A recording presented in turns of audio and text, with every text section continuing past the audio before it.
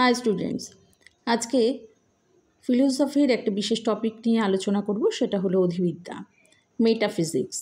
এই অধিবিদ্যা কী, অধিবিদ্যা কোথা থেকে এসেছে, অধিবিদ্যা কথার অর্থ কী, এ সম্পর্কে আজকে আলোচনা করব। অধিবিদ্যা, তো অধিবিদ্যা এই যে শব্দটা, এর ইংরেজি প্রতিশব্দ হলো মেটাফিজিক্স। মেটাফিজিক্স এই শব্দটা প্রথম ব্যবহার করেন অ্যারিস্টটল। মেটাফিজিক্স এই কথাটার ব্যুৎপত্তিগত অর্থ বা ব্যুৎপত্তিগতভাবে যদি আমি বলি, তো সেটা হবে মেটা প্লাস ফিজিক্স। এই মেটা কথার অর্থ হচ্ছে আফটার, আফটার অর্থাৎ পরে, এবং ফিজিক্স এই শব্দটির অর্থ হচ্ছে ন্যাচারাল সায়েন্স বা প্রাকৃতিক বিজ্ঞান। এই প্রাকৃতিক বিজ্ঞান তথা ফিজিক্স বস্তুর বাহ্য রূপটাকে নিয়ে আলোচনা করে, কিন্তু বস্তুর এই যে বাহ্য রূপ, এর পরেও কিন্তু তার একটা প্রকৃত সত্তা আছে। বস্তুর এই প্রকৃত সত্তা নিয়েই আলোচনা করে মেটাফিজিক্স অর্থাৎ অধিবিদ্যা। এক্ষেত্রে একটা এক্সাম্পল দেওয়া যাক। তো সেক্ষেত্রে বলি যে একটা জলপূর্ণ একটা কাঁচের পাত্রে একটা লাঠিকে যদি আমি ডুবিয়ে রাখি, তখন দেখা যাবে যে লাঠিটা বাঁকা। কিন্তু এই যে লাঠিটা বেঁকা, এটা কেন দেখায়? তার ব্যাখ্যা দেয় প্রাকৃতিক বিজ্ঞান তথা পদার্থবিদ্যা। কিন্তু লাঠিটির এই রূপ, অবভাসিত রূপের বাইরেও যে একটা বস্তুসত্তা আছে, সেটা কিন্তু কখনোই অস্বীকার করা যায় না। আর এই বস্তুসত্তার বিষয়টি আলোচনা করে এবং ব্যাখ্যা করে অধিবিদ্যা।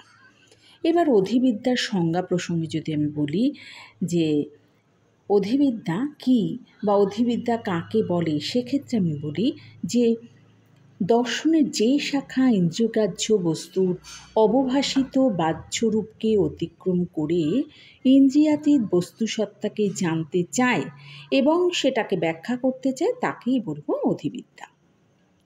এই অধিবিদ্যার এরকম আলোচনা প্রসঙ্গে এক্ষেত্রে এই পরিপ্রেক্ষিতেই বলা যায় যে বিজ্ঞানের যেখানে শেষ, দর্শনের সেখানে শুরু। এবার তার স্বরূপ প্রসঙ্গে যদি বলি, সেটা হচ্ছে যে অতি প্রাচীনকাল থেকে অধিবিদ্যার আলোচনা, দর্শনের আলোচনা অত্যন্ত গুরুত্ব সহকারে বিবেচিত হয়ে থাকে। আজও কিন্তু অধিবিদ্যার আলোচনা এই দর্শনের অন্তর্ভুক্ত। ভারতীয় দর্শনের কেন্দ্রবিন্দুতেও রয়েছে এই অধিবিদ্যা।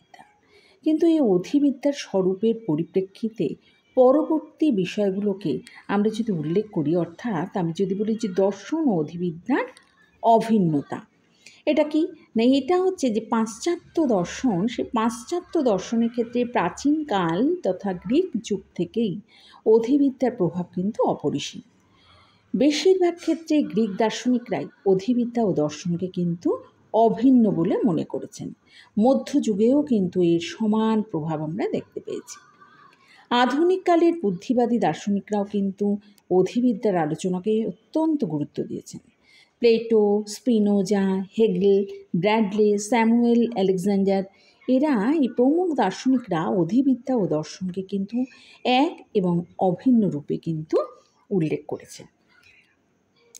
এই পাশ্চাত্য দর্শনের ইতিহাস যদি আমরা পর্যালোচনা করি, সেক্ষেত্রে আমরা দেখতে পাব যে বুদ্ধিবাদী দার্শনিকরা অধিবিদ্যার আলোচনাকেই কিন্তু মুখ্য আলোচনা রূপে উল্লেখ করেছেন। গ্রিক দার্শনিক প্লেটো হলেন এর পথিকৃৎ। তিনি তার ধারণাবাদের মাধ্যমে অবভাসিত জগৎকে মিথ্যা রূপে উল্লেখ করেছেন এবং একমাত্র ধারণার জগৎকে তিনি সত্য বলে উল্লেখ করেছেন।